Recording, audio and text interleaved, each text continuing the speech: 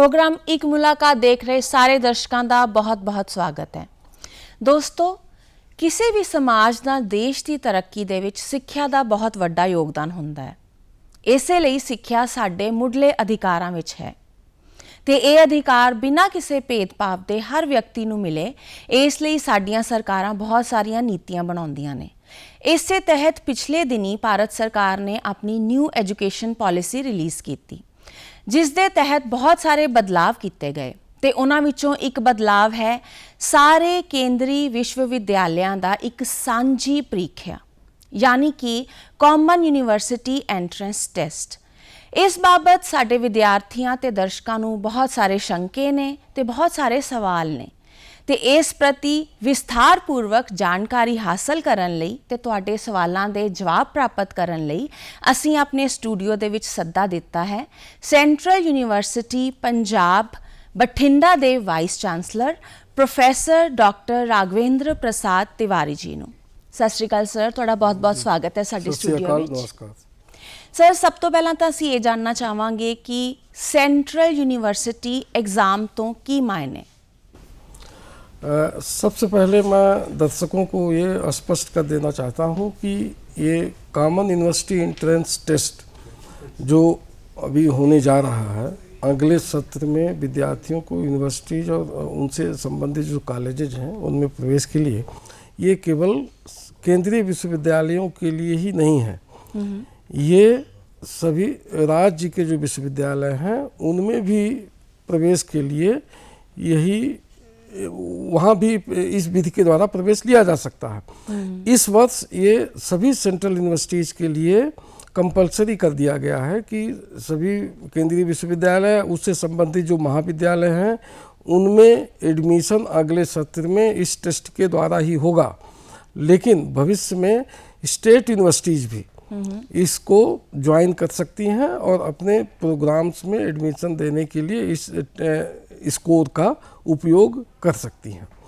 जैसा कि आपने बताया कि ये नेशनल एजुकेशन पॉलिसी का एक बहुत ही इम्पॉर्टेंट, बहुत ही महत्वपूर्ण अनुशंसा है कि हमारे देश के सभी विश्वविद्यालयों में प्रवेश की प्रक्रिया, प्रवेश की विधि एक कॉमन एंट्रेंस टेस्ट के द्वारा हो।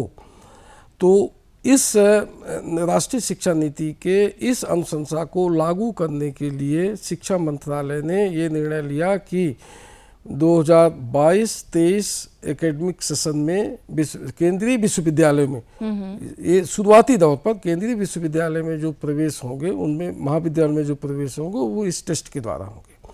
इस टेस्ट को नेशनल टेस्टिंग एजेंसी करा रही है, जो कि कई वर्षों से लगातार सफलतापूर्वक AIEEE और नीट की परीक्षा करा रही है। सर, असीं ये जानना चाहांगे कि ये जिहड़ा एग्जाम है ये पहला वाले एग्जाम नालों किस तरह वखरा है?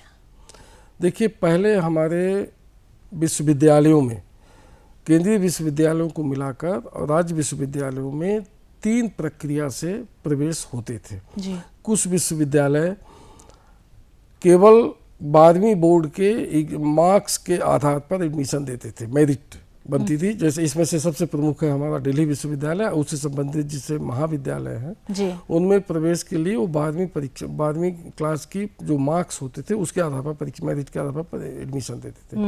कुछ केंद्रीय विश्व और राज्य स्तर के विश्वविद्यालय स्वयं अपना टेस्ट कराते थे, जैसे जवाहरलाल नेहरू यूनिवर्सिटी, बनारस हिंदू यूनिवर्सिटी और बहुत सारी स्टेट यूनिवर्सिटीज़ भी, जैसे कि देवी अहिल्याबाई विश्वविद्यालय इंदौर और सारे विश्वविद्यालय अपना अलग अलग टेस्ट कराते थे।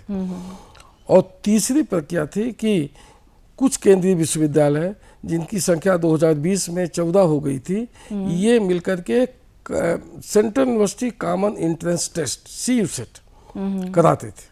चूँकि ये स्टेट यूनिवर्सिटीज़ के लिए भी है, इसलिए इसका नाम अभी बदल करके कॉमन यूनिवर्सिटी एंट्रेंस टेस्ट रख दिया गया है। पहले ये central university common entrance test था।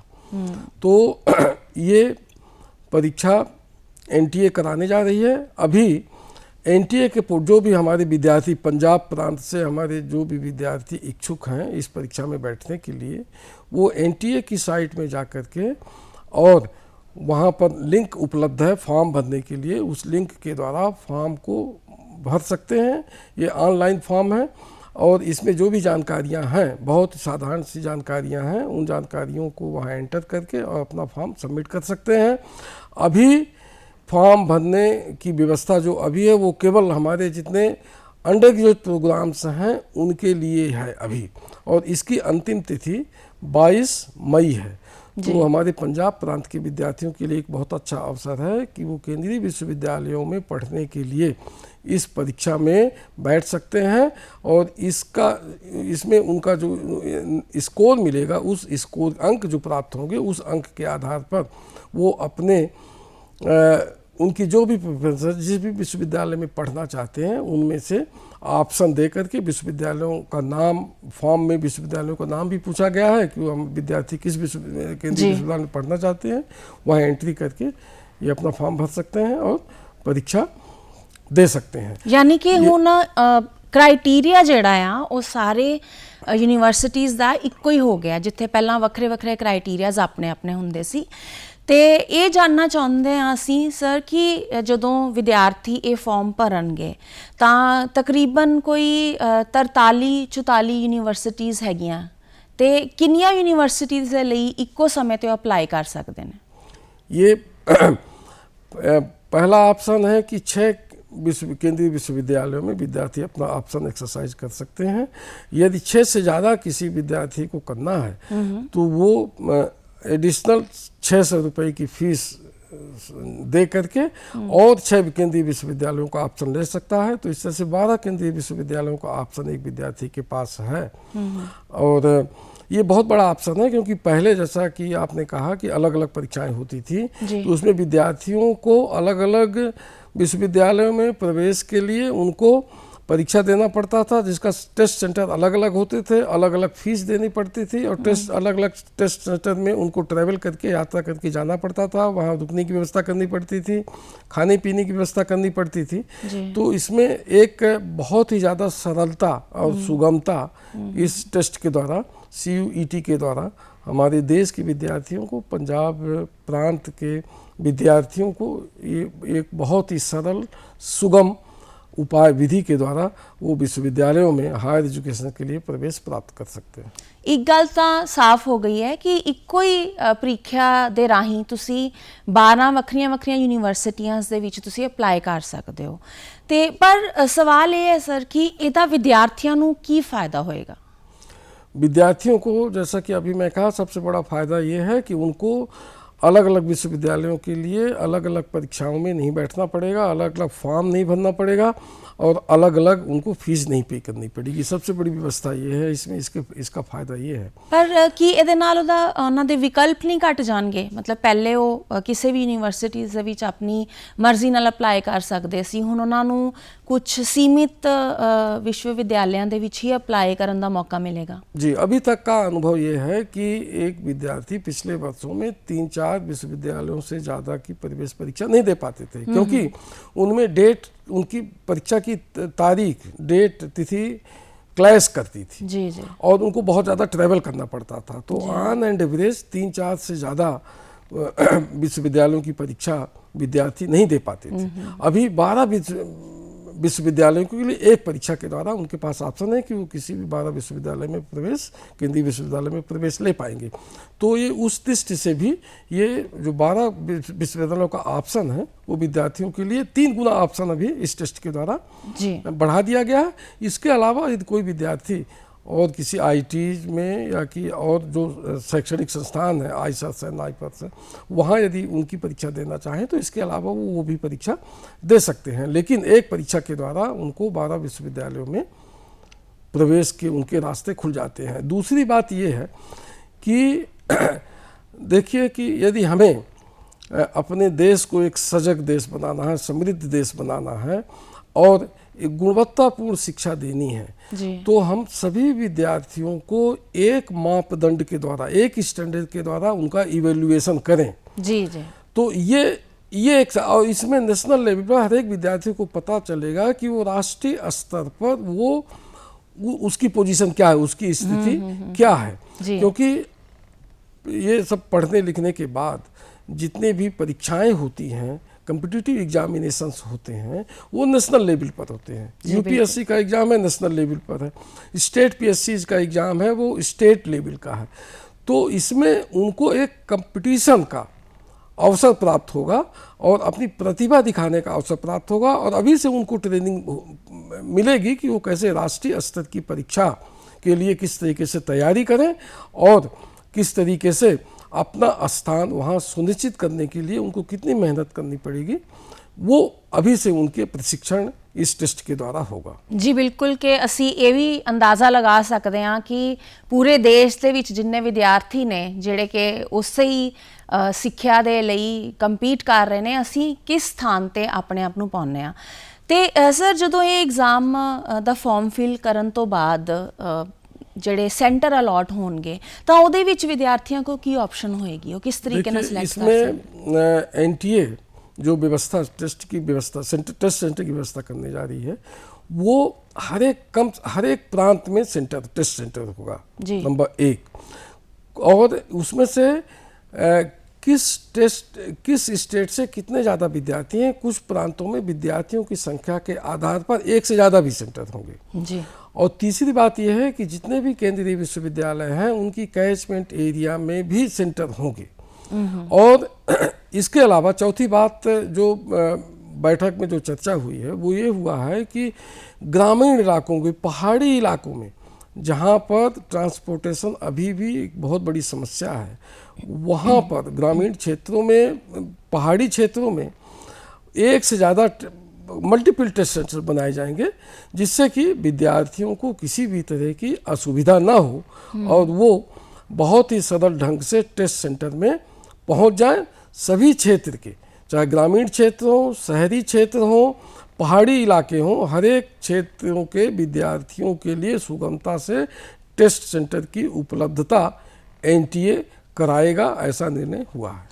ਸਰ ਤੁਸੀਂ ਗ੍ਰਾਮੀਣ ਖੇਤਰਾਂ ਦੀ ਗੱਲ ਕੀਤੀ, ਪਿੰਡੂ ਇਲਾਕਿਆਂ ਦੇ ਵਿੱਚ ਵਿਦਿਆਰਥੀਆਂ ਦੇ ਲਈ ਕਿਹਾ ਜਾ ਰਿਹਾ ਜਾਂ ਉਹਨਾਂ ਦੇ ਮਨ ਵਿੱਚ ਇਹ ਸ਼ੰਕਾ ਹੈ ਕਿ ਇਹ ਕਾਮਨ ਹੋਣ ਦੇ ਕਰਕੇ, ਟੈਸਟ ਇੱਕੋ ਹੋਣ ਦੇ ਕਰਕੇ ਜਿਹੜੇ ਪਿੰਡਾਂ ਦੇ ਬੱਚੇ ਨੇ ਉਹ ਪਿੱਛੇ ਰਹਿ ਜਾਣਗੇ, ਕਿਉਂਕਿ ਉਹਨਾਂ ਨੂੰ ਪੜ੍ਹਾਈ ਦੀਆਂ ਇੰਨੀਆਂ ਸੁਵਿਧਾਵਾਂ ਨਹੀਂ ਨੇ ਜਿਹੜੀਆਂ ਸ਼ਹਿਰਾਂ ਦੇ ਵਿੱਚ ਜਾਂ ਮੈਟਰੋਪੋਲੀਟਨਸ ਦੇ ਵਿੱਚ ਨੇ। ਤੁਹਾਨੂੰ ਕੀ ਲੱਗਦਾ ਹੈ ਕਿ ਇਹ ਐਗਜ਼ਾਮ ਜਿਹੜਾ ਆ ਉਹਨਾਂ ਦੇ ਲਈ ऑप्शंस ਨੂੰ घटा देगा? ये बहुत अच्छा प्रश्न है आपका।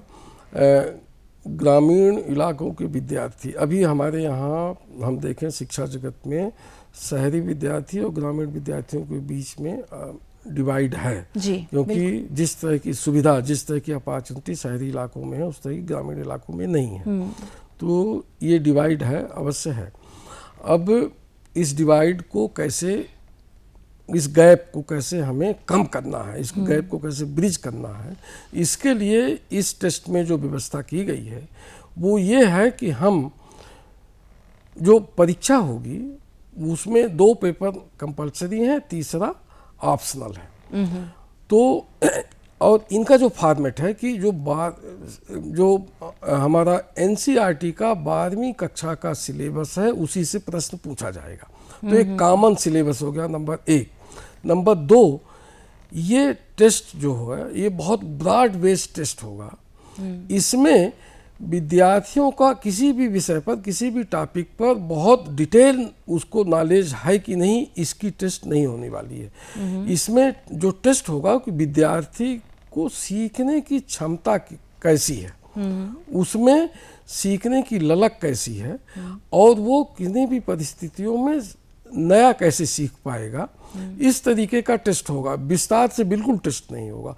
उसका एप्टीट्यूड, सीखने के प्रति उसका एटीट्यूड कैसा है, उसका एप्टीट्यूड कैसा है, इसकी जानकारी इसीलिए ये व्यवस्था की गई है कि जिससे कि हमारे ग्रामीण क्षेत्र के विद्यार्थी शहरी क्षेत्र के विद्यार्थियों से पीछे न रह जाएं इस टेस्ट में। उसके लिए ये व्यवस्था की गई है कि बहुत ही ब्रॉड बेस्ड और बहुत ही कोई डीप नॉलेज किसी भी विषय में उनकी टेस्टिंग नहीं होगी विद्यार्थियों की, जेनेरिक होगा। और जैसे कि बैंक के एग्जामिनेशंस में बहुत जेनेरिक क्वेश्चंस आते हैं, बहुत विस्तार से किसी भी विषय के बहुत अंदर जा कर के प्रश्न नहीं निकाले जाते हैं। तो इस तरीके के जो पेपर सेटर्स हैं उनको भी उनकी भी एनटीए उनको भी ट्रेनिंग दे रहा है कि किस तरह के प्रश्न पूछे जाएं तीनों पेपर्स में, जिससे कि ग्रामीण क्षेत्र के विद्यार्थियों को किसी भी तरह की असुविधा ना हो, वो शहरी क्षेत्रों के विद्यार्थी से पीछे ना रह जाए। ਸਰ ਜਿਹੜੇ ਤੁਸੀਂ ਕਿਹਾ ਕਿ 3 ਵੱਖਰੇ ਪੇਪਰ ਹੋਣਗੇ ਜਿਨ੍ਹਾਂ ਵਿੱਚੋਂ 2 ਕੰਪਲਸਰੀ ਤੇ ਇੱਕ ਆਪਸ਼ਨਲ ਹੋਏਗਾ, ਤੇ ਇਹ ਕਿਹੜੀਆਂ ਕੈਟਾਗਰੀਜ਼ ਨੇ? ਕੋਈ ਸਬਜੈਕਟ ਵਾਈਜ਼ ਡਿਵਾਈਡ होएगा? पहला तो उसमें उसके भाषा में उसको क्या ज्ञान है, पहला पेपर भाषा का होगा। दूसरा पेपर वो जिस ग्रेजुएशन में बहुत सारी स्ट्रीम्स हो जाती हैं 12वीं के बाद, सब्जेक्ट कॉम्बिनेशंस होते हैं जी, तो जिस तरह के सब्जेक्ट कॉम्बिनेशंस हैं उन सब्जेक्ट कॉम्बिनेशन के लिए उन सब्जेक्ट्स के पेपर होंगे।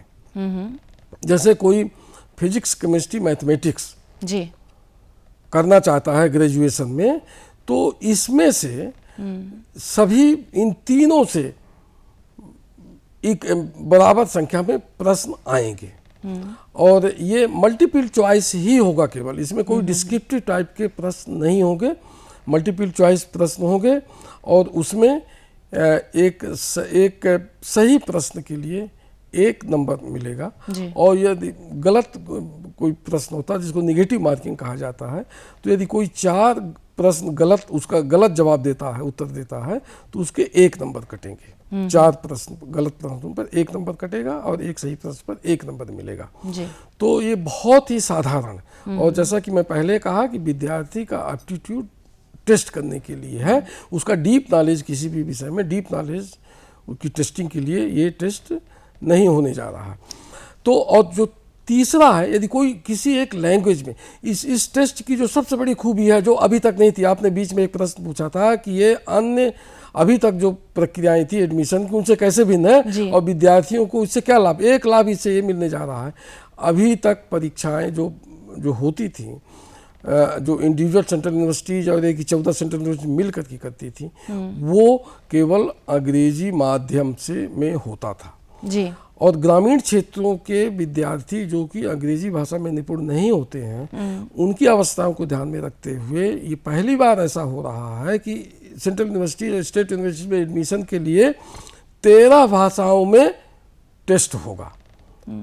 उसमें पंजाबी भी है, पंजाबी भाषा पे भी टेस्ट होगा। तो हमारे पंजाब प्रांत के जो ग्रामीण पिंडों के जो विद्यार्थी हैं, उनको लैंग्वेज की वजह से उनको कोई असुविधा नहीं होने वाली है, वो पंजाबी भाषा में आराम से इस टेस्ट को दे सकते हैं और अपना अच्छा प्रदर्शन कर सकते हैं। तो एक बहुत बड़ी सुविधा है कि रीजनल लैंग्वेजेस में पहली बार सेंट्रल यूनिवर्सिटीज में एडमिशन के लिए रीजनल लैंग्वेज में पहली बार इतनी बड़ी लार्ज स्केल में व्यवस्था की गई कि 13 भाषाओं में एक साथ परीक्षा होगी जी। मतलब ये कि ਪਿੰਡਾਂ ਦੇ ਜਿਹੜੇ ਵਿਦਿਆਰਥੀ ਨੇ ਉਹਨਾਂ ਨੂੰ ਸਗੋਂ ਇਸ ਦਾ ਫਾਇਦਾ ਹੀ ਹੋਏਗਾ, ਕਿਉਂਕਿ ਜੇਕਰ ਉਹ ਅੰਗਰੇਜ਼ੀ ਦੇ ਵਿੱਚ ਨਹੀਂ ਦੇ ਸਕਦੇ ਆਪਣੀ ਪ੍ਰੀਖਿਆ, ਤਾਂ ਆਪਣੀ ਖੇਤਰੀ ਭਾਸ਼ਾ ਦੇ ਵਿੱਚ ਦੇ ਸਕਣਗੇ, ਜਿਹੜੀ ਕਿ ਬਹੁਤ ਵਧੀਆ ਵਿਵਸਥਾ ਹੈ।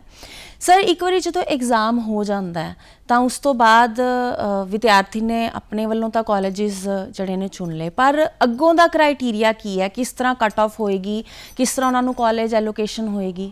इसमें जो व्यवस्था है वो ये है कि नेट एनटीए केवल परीक्षा कराएगा और स्कोर देगा विद्यार्थियों को। जो विद्यार्थी इस परीक्षा में भाग लेंगे, टेस्ट में भाग लेंगे, उनको स्कोर देगा। उस स्कोर के साथ वो जैसे जो विद्यार्थी 12 विश्वविद्यालयों का चयन किए हैं एडमिशन प्रवेश लेने के लिए, वो उनमें फिर वो अप्लाई करेंगे काउंसलिंग के लिए, और उसके बाद जो संबंधित विश्वविद्यालय है वो काउंसलिंग करेंगे और नेट स्कोर के मेरिट के आधार पर वो अपनी सूची निकालेंगे कि ऐसे ऐसे इन विद्यार्थियों को एडमिशन मिला। किसी भी प्रोग्राम में 40 सीट हैं तो 40 का एडमिशन लिस्ट विश्वविद्यालय निकालेंगे और बाकी फिर वो वेटिंग लिस्ट निकालेंगे, क्योंकि यही विद्यार्थी दूसरी जगह भी ट्राई करेंगे, काउंसलिंग करेंगे, तो उनको वहाँ भी एडमिशन मिल जाएगा। इसलिए लंबी वेटिंग लिस्ट भी होगी। और इसमें यह ध्यान रखा जाएगा, काउंसलिंग यदि एक साथ भी होती है विश्वविद्यालयों की तो विद्यार्थियों को कोई असुविधा नहीं होगी, क्योंकि वो काउंसलिंग भरेंगे, उनकी मेरिट लिस्ट आएगी और उसके बाद वो स्वयं 12 में से किस में पढ़ना चाहते हैं जी। अब ऐसा हो सकता है कि एक विद्यार्थी को 12 विश्वविद्यालयों में से किसी को 8 में एडमिशन मिल गया, किसी को 4 में मिल गया, जी किसी को 2 में मिला, किसी को 1 में ही मिला, क्योंकि वो उसको एनटीए में कितना स्कोर मिला है, परीक्षा में कितना स्कोर मिला उस पर आधारित करेगा। ये भी हो सकता है कि किसी विद्यार्थी को 12 में से 12 जगह एडमिशन मिल जाए, यदि उसका स्कोर अच्छा है तो वो फिर कहाँ पढ़ना चाहता है ये उसको स्वतंत्रता होगी कि वो 12 में से किसी भी एक विश्वविद्यालय में जहाँ उसको अच्छा लगे वहाँ वो प्रवेश ले सकता है।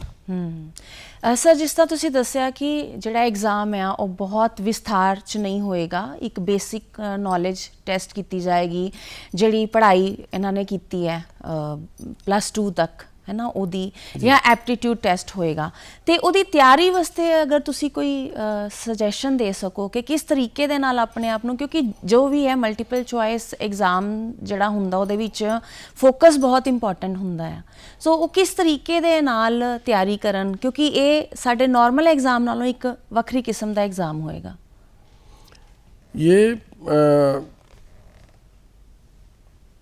चूँकि ये एनटीए ये पहली बार करा रही है, पिछली बार 12 यूनिवर्सिटी के लिए कराई थी जी, तो अभी क्वेश्चन बैंक ये बात चल रही है कि जो पिछले वर्ष के जो क्वेश्चन बैंक थे उनको साइट में अपलोड कर दिया जाए तो उनको आइडिया हो जाए। ये एक अभी ये चर्चा चल रही है, इसमें अभी कोई फाइनल डिसीजन नहीं हुआ। मल्टीपल चॉइस के मैं ये मानता हूँ कि कुछ सैंपल क्वेश्चन पेपर्स एनटीए को अपने वेबसाइट में अपलोड करना चाहिए, जिससे कि विद्यार्थियों को पता चले कि उनको किस तरह से तैयारी करनी है। तो इसके लिए इस विषय को मैं जरूर एनटीए के सामने रखूँगा कि वो कुछ सैंपल क्वेश्चन पेपर्स, जैसे अन्य परीक्षाओं में होता है कि सैंपल क्वेश्चन पेपर्स अपलोड किए जाते हैं, विद्यार्थियों को उपलब्ध कराए जाते हैं, तो इस तरह की व्यवस्था हो जाए जिससे कि विद्यार्थी, क्योंकि इसमें एक मनोस्थिति बनाना बहुत आवश्यक है इस टेस्ट में बैठने के लिए और इस टेस्ट में सफल होने के लिए। जी बिल्कुल, मनोस्थिति बनाना बहुत जरूरी है और उसके लिए ये सैंपल क्वेश्चन पेपर्स बहुत ही लाभकारी होंगे। इसलिए मैं एनटीए के सामने ये विषय रखूंगा कि वो सैंपल क्वेश्चन पेपर जरूर अपलोड करे, जिससे विद्यार्थियों को इसमें सुगमता हो। जी सो सर, जिस तरह कि ਅਸੀਂ ਗੱਲਬਾਤ ਦੇ ਵਿੱਚ ਸਾਨੂੰ ਇਹ ਪਤਾ ਲੱਗਾ ਕਿ ਜਿਹੜਾ ਇਹ ਐਗਜ਼ਾਮ ਹੈ ਇਹ ਵਿਦਿਆਰਥੀਆਂ ਦੇ ਲਈ ਲਾਭਵੰਦ ਹੋਏਗਾ, ਕਿਉਂਕਿ ਪਹਿਲਾਂ ਦੇ ਨਾਲੋਂ ਇੱਕ ਤਾਂ ਐਗਜ਼ਾਮ ਦਾ ਪੈਟਰਨ ਥੋੜਾ ਬਦਲ ਗਿਆ, ਦੂਸਰਾ ਖੇਤਰੀ ਭਾਸ਼ਾਵਾਂ ਦੇ ਵਿੱਚ ਵੀ ਐਗਜ਼ਾਮ ਦਿੱਤਾ ਜਾ ਸਕਦਾ ਹੈ। ਪਰ ਇਸ ਦੇ ਬਾਵਜੂਦ ਜਿਹੜੇ ਸਟੂਡੈਂਟ ਨੇ, ਕਿਉਂਕਿ ਇਹ ਪਹਿਲੀ ਵਾਰੀ ਹੋ ਰਿਹਾ, ਉਹਨਾਂ ਨੂੰ ਲੱਗਦਾ ਹੈ ਕਿ ਅਚਾਨਕ ਹੀ ਕਿਉਂ ਬਦਲ ਦਿੱਤਾ ਹੈ, ਇਹਦੇ ਪਿੱਛੇ ਸ਼ਾਇਦ ਕੋਈ ਹੋਰ ਪਰਪਸ ਹੋਏਗਾ, ਤੇ ਸ਼ਾਇਦ ਉਹਨਾਂ ਨੂੰ ਲੱਗ ਰਿਹਾ ਹੈ ਕਿ ਅਸੀਂ ਕਿਸ ਤਰੀਕੇ ਦੇ ਨਾਲ ਇਹਨੂੰ ਅਪਰੋਚ ਕਰੀਏ, ਉਹਨਾਂ ਦੀ ਜਿਹੜਾ ਮਾਈਂਡਸੈਟ ਆ ਉਹਨੂੰ ਚੇਂਜ ਕਰਨਾ ਇੰਨਾ ਆਸਾਨ नहीं ਹੁੰਦਾ। सो ਉਹਦੇ ਬਾਰੇ ਤੁਸੀਂ प्लीज़ कुछ सजेशन दो। देखिए, आपने इस वार्तालाप की जो शुरुआत की थी उसमें आपने बहुत बढ़िया रिमार्क बोला था कि किसी भी देश की शिक्षा व्यवस्था, उस देश की आर्थिक स्थिति कैसी होगी, सामाजिक स्थिति कैसी होगी, उसकी वातावरणीय स्थिति कैसी होगी और विश्व में उसका स्थान क्या होगा, ये किसी देश की शिक्षा व्यवस्था पर निर्भर करता है। बिल्कुल। अब इसमें जो सबसे महत्वपूर्ण बात ये है कि वो शिक्षा गुणवत्तापूर्ण शिक्षा हो, वो शिक्षा ऐसी हो जो कि जिसमें हम अपने विद्यार्थियों में इस तरह का कौशल विकास कर सकें जिससे कि वो पढ़ने के बाद या तो स्वयं अपना कोई रोजगार शुरू कर सकें या कि इंडस्ट्री ज्वाइन कर सकें या कि कम्पिटिटिव एग्जाम में पास हो सकें जी। और हमारे यहाँ अभी ये अच्छी बात है कि हमारे देश के विश्वविद्यालय में पढ़े हुए विद्यार्थी विदेशों में उनको नौकरियाँ मिल रही हैं। बिल्कुल। लेकिन अब कंपटीशन बढ़ रहा है और राष्ट्रीय शिक्षा नीति में जो सबसे बड़ी बात ये है कि हम अपने उसमें ये संकल्पना की गई है कि हम अपने विद्यार्थियों में सार्वभौमिक क्षमता, ग्लोबल कॉम्पिटेंसीज डेवलप करने की प्रयत्न करेंगे। राइट। तो इसके लिए हमें अपनी शिक्षा व्यवस्था में बड़े पैमाने पर बदलाव करना पड़ेगा जी। और ये बदलाव कभी कभी ये बदलाव अचानक भी होंगे, क्योंकि हम वेट नहीं कर सकते हैं कि हम 10 साल, 15 साल, 20 साल, 25 साल वेट करें धीरे धीरे बदलाव लाने के लिए। क्योंकि तब तक फिर शिक्षा व्यवस्था में और बड़े परिवर्तन हो जाएंगे विश्व की शिक्षा व्यवस्था में, तो हम हमेशा पीछे रहेंगे अन्य देशों से, डेवलप्ड देशों से। तो इसलिए कुछ बदलाव तो हमें अचानक भी करने पड़ेंगे, उसमें हमारे युवाओं को तैयार रहना पड़ेगा, क्योंकि ये उनकी भलाई के लिए। ये कॉमन इंटरेस्ट टेस्ट जो होने जा रहा है, इसमें सरकार का कोई भला नहीं होने जा रहा है, इसमें विद्यार्थियों का ही भला होगा। तो इसको ध्यान में रखते हुए हमें हमारे युवाओं को, देश के युवाओं को, पंजाब के युवाओं को तैयार होना पड़ेगा कि कुछ बदलाव अचानक भी हुए। ये अचानक ये बदलाव इसलिए नहीं है कि अभी ये केवल केंद्रीय विश्वविद्यालयों के लिए इसको आवश्यक बनाया गया है जी। अभी सभी स्टेट यूनिवर्सिटी के इसको आवश्यक नहीं बनाया गया है, वो ऑप्शनल है, वो चाहे तो कर सकते हैं। पर आने वाले समय ਦੇ ਵਿੱਚ ਜਿਹੜਾ ਆ हाँ, धीरे धीरे ये सभी राज्य स्तर के विश्वविद्यालय। बिल्कुल सर, बहुत ਵਧੀਆ ਗੱਲ ਤੁਸੀਂ ਕਹੀ ਕਿ ਬਦਲਾਵ ਜਿਹੜਾ ਕਈ ਵਾਰੀ ਅਚਾਨਕ ਹੀ ਆ ਜਾਂਦਾ ਹੈ, ਜਿਹੜਾ ਕਿ ਅਸੀਂ ਪਿਛਲੇ 2 ਸਾਲਾਂ ਵਿੱਚ ਵੇਖਿਆ, ਔਰ ਸਾਨੂੰ ਉਸ ਬਦਲਾਵ ਵਾਸਤੇ ਤਿਆਰ ਰਹਿਣਾ ਚਾਹੀਦਾ ਹੈ। ਔਰ ਮੈਨੂੰ ਲੱਗਦਾ ਹੈ ਕਿ ਜਿਹੜੀ ਜਾਣਕਾਰੀ ਅੱਜ ਤੁਹਾਨੂੰ ਸਰ ਨੇ ਦਿੱਤੀ ਹੈ, ਉਹਦੇ ਨਾਲ ਤੁਹਾਨੂੰ ਬਹੁਤ ਸਾਰੇ ਤੁਹਾਡੇ ਸਵਾਲਾਂ ਦੇ ਜਵਾਬ ਮਿਲ ਗਏ ਹੋਣਗੇ, ਤੇ ਉਹਨਾਂ ਜਵਾਬਾਂ ਨੂੰ ਤੁਸੀਂ ਦਿਮਾਗ ਵਿੱਚ ਰੱਖਦੇ ਹੋਏ खूब मेहनत करके और फोकस होके अपने इस एग्जाम की तैयारी करो और वधिया वधिया नंबर एक बात और बोलना चाहूँगा। हमारा पंजाब केंद्रीय विश्वविद्यालय जो भटिंडा में स्थित है, ये 2009 में इसकी शुरुआत हुई थी, और शुरुआत से लेकर के अभी तक हम देखें कि इस विश्वविद्यालय में, ये पंजाब में स्थित है, लेकिन इस विश्वविद्यालय में पंजाब के विद्यार्थियों की संख्या बहुत कम है।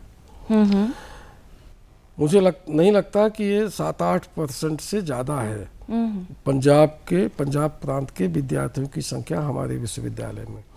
इसलिए हम पंजाब, और चूंकि ये पंजाब में है और पंजाब के विद्यार्थियों को इसका लाभ मिलना चाहिए। केंद्रीय विश्वविद्यालय है, अन्य राज्यों से भी यहाँ विद्यार्थी हो सकते हैं। मैं ये नहीं बोल रहा हूँ कि केवल पंजाब के ही विद्यार्थी नहीं, लेकिन पंजाब की भी संख्या अच्छी रहे, इसके लिए मैं पंजाब के सभी विद्यार्थियों से जो अभी 12वीं की परीक्षा पास किए हैं, जो ग्रेजुएशन की परीक्षा पास करेंगे, हमारे यहाँ केवल पीजी प्रोग्राम है जी, तो जो ग्रेजुएशन की परीक्षा पास करेंगे वो विद्यार्थी हमारी यूनिवर्सिटी को ऑप्शन जरूर दें। जब यूनिवर्सिटी कैंपस में, अभी एक हमारे मेहमान आए थे दिल्ली से, कैंपस में आने के बाद जब वो विद्यार्थियों को देखे तो उनका जो रिएक्शन था, प्रतिक्रिया थी, वो ये थी कि लग ही नहीं रहा है कि ये केंद्रीय विश्वविद्यालय पंजाब में है, क्योंकि पंजाब के विद्यार्थी ही नहीं दिख रहे हैं। सो एक तरीके ਦੇ ਨਾਲ ਸਿਰਫ ਸ਼ਿਕਾਇਤ ਨਾ ਸਮਝੋ ਇਹਨੂੰ, ਇੱਕ ਤਰੀਕੇ ਨਾਲ ਤੁਹਾਡੇ ਲਈ ਇੱਕ ਜਾਣਕਾਰੀ ਵੀ ਹੈ ਜੀ ਕਿ ਪੰਜਾਬੀ ਜਿਹੜੀ ਯੂਨੀਵਰਸਿਟੀ ਹੈ ਉਹਦੇ ਵਿੱਚ ਪੰਜਾਬੀਆਂ ਦੀ ਤਾਦਾਦ ਘੱਟ ਹੈ। ਸੋ ਇਹ ਤਾਦਾਦ ਨੂੰ ਤੁਸੀਂ ਅੱਗੇ ਵਧਾਉਣਾ ਆ ਤੇ ਉਹਦੇ ਲਈ ਤੁਹਾਨੂੰ ਖੂਬ ਮਿਹਨਤ ਕਰਨੀ ਪਏਗੀ। ਮਿਹਨਤ ਕਰੋ, ਵਧੀਆ ਵਧੀਆ ਨੰਬਰ ਹਾਸਲ ਕਰੋ ਤੇ ਚੰਗੀਆਂ ਚੰਗੀਆਂ यूनिवर्सिटीज। बस केवल एक छोटी सी बात मैडम कि हमारे यहाँ फीस अन्य विश्वविद्यालयों से बहुत कम है। पंजाब में भी जो राज्य के विश्वविद्यालय हैं और जो संस्थाएं हैं, उनमें हमारे यहाँ फीस बहुत कम है। तो इसलिए मैं सभी यहाँ के छात्रों से अपील करता हूँ कि वो हमारे विश्वविद्यालय का ऑप्शन जरूर दें, जिससे कि एक रिस्पेक्टेबल नंबर हमारे केंद्रीय विश्वविद्यालय में पंजाब के छात्रों का हो जाए। सो ਅੱਜ ਦੀ ਇਸ ਜਾਣਕਾਰੀ ਨੇ ਤੁਹਾਡੇ ਬਹੁਤ ਸਾਰੇ ਸਵਾਲਾਂ ਦੇ ਜਵਾਬ ਦੇ ਦਿੱਤੇ ਗਏ ਹੋਣਗੇ, ਔਰ ਇਹਨਾਂ ਜਵਾਬਾਂ ਨੂੰ ਧਿਆਨ ਵਿੱਚ ਰੱਖਦੇ ਹੋਏ ਤੁਸੀਂ ਜ਼ਰੂਰ ਆਪਣਾ ਐਗਜ਼ਾਮ ਦੇ ਲਈ ਤਿਆਰੀ ਕਰੋ, ਐਗਜ਼ਾਮ ਦਿਓ ਤੇ ਅੱਛੀ ਜਗ੍ਹਾ ਤੇ ਐਡਮਿਸ਼ਨ ਹਾਸਲ ਕਰੋ। ਸਰ, ਤੁਸੀਂ ਬਹੁਤ ਵਧੀਆ ਜਾਣਕਾਰੀ ਦਿੱਤੀ, ਉਹਦੇ ਲਈ ਤੁਹਾਡਾ ਬਹੁਤ ਬਹੁਤ ਧੰਨਵਾਦ। Thank you. ਨਮਸਕਾਰ। ਜੈ ਹਿੰਦ, ਜੈ ਭਾਰਤ।